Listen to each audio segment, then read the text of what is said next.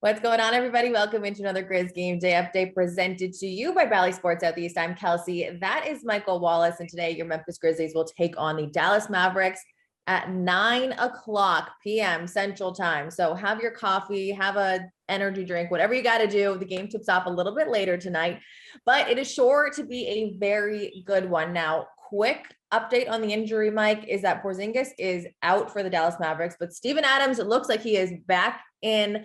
The only player right now for the Grizzlies out on injury is Dillon Brooks, which is very unfortunate because you would like to have Dillon slowing down Luka Doncic, but who replaces him in trying to slow down one of the leaders in scoring in the league?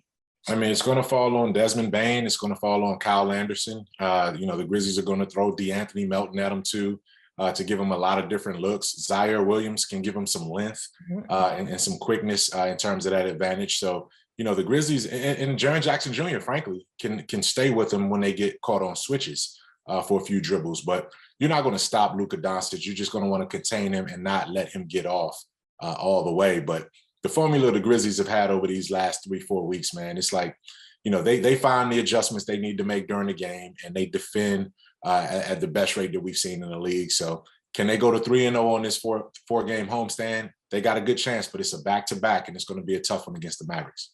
Yes, the Grizzlies, of course, have won their last 11 games. This is a franchise record. It was a franchise record a couple games ago. They're just adding to it now. The Dallas Mavericks are having quite a month for themselves, too. They've won 6 of their last 7, obviously breaking that 6-game win streak against the Knicks just 2-3 days ago. What day is it today? Just a few days ago. I would even venture to say, Michael Wallace, that John Konchar might have his hands full on the defensive end too, especially after the night that he had last night with 15 points, 17 rebounds. I could see him getting some spot minutes, trying to slow down Luka Doncic, just depending on, if anyone in front of him, like a Zaire or if Desmond Bane picks up a few fouls on him. Yeah, definitely. I mean, you see that, John Konchar is a player that can be impactful everywhere on the floor. I mean, the 17 rebounds, he can score, he can shoot the 3, he can facilitate as an emergency backup point guard when needed. And he just brings that competitive fire. He always seems to find a loose ball. He's a guy on your team that every team needs to have. And, that Swiss Army knife. So whatever he can do, it's going to be to help you. And I'm glad that he's finally getting his minutes. It's unfortunate that it has to come when there are injuries.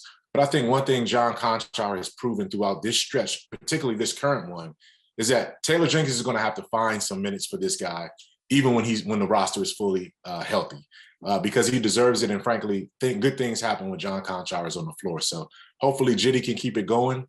And, he's been a blessing to this lineup, and he's been a nice cog in this win streak.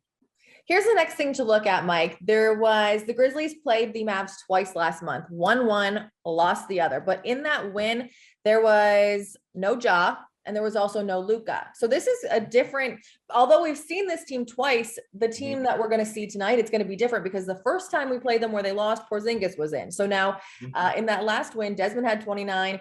Tim Hardaway Jr. had 29, and they have Brunson. They have Tim Hardaway Jr. They have a whole bunch of guys who we know can score. But now Porziņģis is out.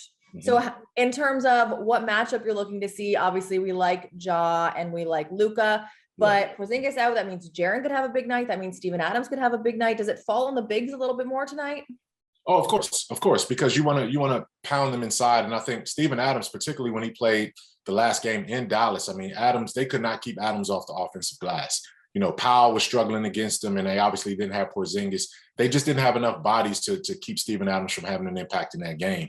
And now when you see Jaren Jackson and Steven Adams, that's going to be a dynamic thing because Jaren has been playing so well the last handful of games, and Steven wasn't necessarily there. Now that you bring those two back potentially together, will Jaren continue to be as aggressive?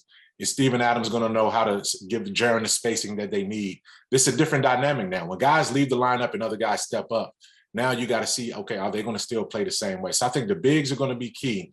But my other low-key, under-the-radar matchup, and I told you on the last game day update, or the previous one, before this past game, but when they played Golden State, I said, watch out for Tyus Jones. It's going to be a Tyus Jones type game. I still think the better performance between Tyus Jones and Jalen Brunson is going to dictate how this game is played out. So I look at both of those guards, and I'm like, wow, those are 2 fantastic guards. I want to see who's going to have the better game between those 2.